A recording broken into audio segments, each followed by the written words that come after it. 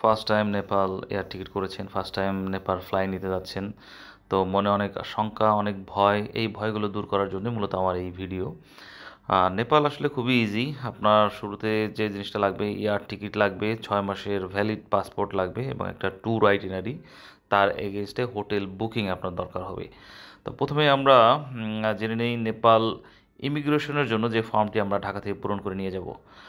Description বক্সে আমি লিঙ্কটা দিয়ে দিব। আপনি ভিসা অন অ্যারাইভেল যে অপশনটা, এটাতে ক্লিক করবেন। এটাতে ক্লিক করে দেখবেন ত্রিভুবন ইন্টারন্যাশনাল এয়ারপোর্ট, যেটা এটাতে কিন্তু আমাদের ফ্লাইট নামাই দিবে নেপালে গিয়ে। তো এটা দিয়ে দিব। তারপর অ্যাপ্লিকেশন ফর্মটা চলে আসবে। আমরা বাংলাদেশ থেকে যাচ্ছি, তো বাংলাদেশ দেব, ট্যুরিস্ট ভিসা, পাসপোর্ট নাম্বারটা দিয়ে দিব। পাসপোর্ট নাম্বারটা খেয়াল করে দিব, যেটা কারেন্ট পাসপোর্ট, যেটার 6 মাস মেয়াদ রয়েছে, সেটা আমাদের এখানে দিতে হবে।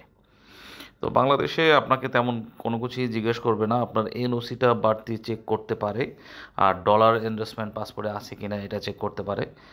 আর আপনাকে ইমিগ্রেশন হয়ে যাওয়ার পরে আপনি ফ্লাই নেবেন। ফ্লাই নিয়ে নেপালে আসার পরে এখন যে ফর্মটা আমরা পূরণ করছি, এইটার একটা ছবি কিন্তু আপনার দেখাতে হবে, এবং এটা দেখানোর ফলেই দ্রুত কিন্তু আপনাকে ইমিগ্রেশন আপনি পার করে চলে যেতে পারবেন। তো ইনফরমেশনগুলোর মধ্যে নাম রয়েছে, তারপরে আপনার কান্ট্রি নাম রয়েছে, মেল ফিমেল রয়েছে, ডেট অফ বার্থ আগেই দিয়েছেন আপনি, তারপরে কোন প্রফেশনে আছেন বাংলাদেশে সেটা দিয়ে দিবেন। আমি বিজনেস করছি, তো বিজনেস দিয়ে দিলাম। তারপর আপনার অ্যাড্রেস ইন বাংলাদেশ, এটা দিয়ে দিবেন। তো এই ফর্মটা আসলে এম্বার্গেশন ফর্ম সম্পর্কে যারা আমাদের ধারণা আছে, এটা on kind of embarkation form online করে দিয়েছে নেপাল। ইন্ডিয়াতে গিয়েও কিন্তু আমরা একটা এম্বার্গেশন ফর্ম পূরণ করি, দিল্লি এয়ারপোর্ট হোক, কলকাতা এয়ারপোর্ট হোক। আপনারা যারা ইয়ারে গিয়ে থাকবেন তারা অবশ্যই জানেন। এইটাই আপনার বাংলাদেশ থেকে অনলাইনে আমরা পূরণ করে নিয়ে যেতে পারি, যাতে এয়ারপোর্টে আমাদের হ্যাসেল কম হয়। তো আমি অ্যাড্রেসটা দিয়ে দিচ্ছি। অ্যাড্রেস নর্মাল অ্যাড্রেস, আপনি যেখানে থাকেন সেখানে যে অ্যাড্রেস, সেই অ্যাড্রেস দিয়ে দিবেন। আপনার বাংলাদেশে একটা মোবাইল নাম্বার, সেটা আপনি দিয়ে দিলেন। তারপর আপনার ইমেল অ্যাড্রেস, ইমেল অ্যাড্রেসটা দেওয়ার দরকার হচ্ছে এই কারণে, আপনার ইমেল অ্যাড্রেসে কিন্তু একটা কপি তারা সেন্ড করবে। তারপর পাসপোর্ট ডিটেলসটা দিবেন। নর্মালি আমার পাসপোর্ট ছিল অর্ডিনারি পাসপোর্ট, মানে সচরাচর যে পাসপোর্টটা হয় গ্রিন পাসপোর্ট, সেটাই হচ্ছে আমার পাসপোর্ট, সেটা দিয়ে দিলাম। পাসপোর্ট নাম্বার আগেই দেওয়া হয়ে গিয়েছে। পাসপোর্ট ভ্যালিডিটিটা একটা ইম্পর্টেন্ট বিষয়, পাসপোর্ট ভ্যালিডিটি ডেটটা আপনি দিয়ে দিলেন। এটা 6 মাসের মেয়াদ থাকতে হবে অবশ্যই, আমি বারবার বলছি। তো এটা দেওয়ার পরেই কিন্তু আপনার মোটামুটি কাজ এখন শেষের দিকে। আপনি প্রসেসে প্রসেসে ডান দিলেই কিন্তু আপনাকে নেক্সট পেজে নিয়ে যাবে। নেক্সট পেজে আপনার ভিসা কয় দিনে নিতে যাচ্ছেন। প্রথমবারের জন্য 30 দিনের ফ্রি ভিসা আমরা পেয়ে যাব, যে কথাটা আমি বলছিলাম। সার্কভুক্ত যে দেশগুলো রয়েছে তার মধ্যে বাংলাদেশ একটা দেশ। তো বাংলাদেশিদের জন্য নেপালে যারা প্রথমবার, মানে এক এক বছরে একবার করে আপনারা 30 দিনের ফ্রি ভিসা পাবেন।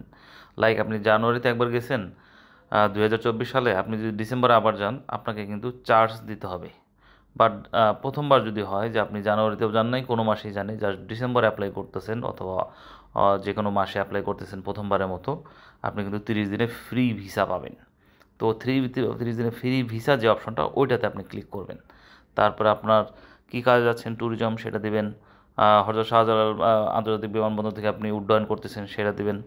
বাংলাদেশ তো আগেই দেওয়া আছে। আপনার ফ্লাইট নাম্বারটা আপনি টিকিটের গায়ে দেখতে পারবেন, অথবা বোর্ডিং পাসে আপনি দেখতে পারবেন, সেখান থেকে নিয়ে বসিয়ে দিবেন। তারপর যে হোটেলে আপনি উঠবেন নেপালে, সেটার একটা নাম আপনি চাইলে অনলাইন থেকেও দেখে দিয়ে দিতে পারেন, অথবা আপনার যদি এক্স্যাক্ট জানা থাকে তাহলে সেটা দিয়ে দিবেন।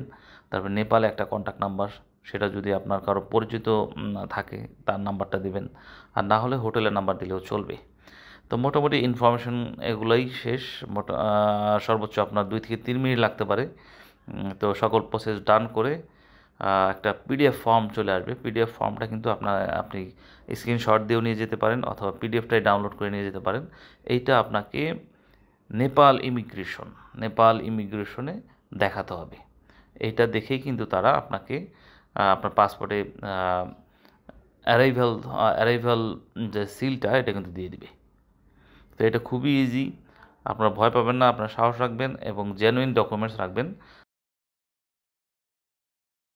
তাহলে শুরু থেকে আবার যেগুলো বলছিলাম, আপনার লাগছে হচ্ছে return air ticket, hotel booking, আপনি জব করলে এনওসি এবং পাসপোর্টের ডলার এন্ডোসমেন্ট, এবং এই ফর্মটি ফিল আপ করে নিয়ে যাবেন। আমি বলবো যতগুলো কান্ট্রি আছে আমাদের বাংলাদেশের আশেপাশে, নেপাল সবচেয়ে ইজি। তো যারা ভিডিওটি দেখতে পাচ্ছেন, যদি কোনো প্রশ্ন থাকে আমার কমেন্ট করবেন, কমেন্টে জানাবেন। আশা করছি আপনাদের একটা ভালো ভ্রমণ হবে। সবার জন্য শুভকামনা রইল।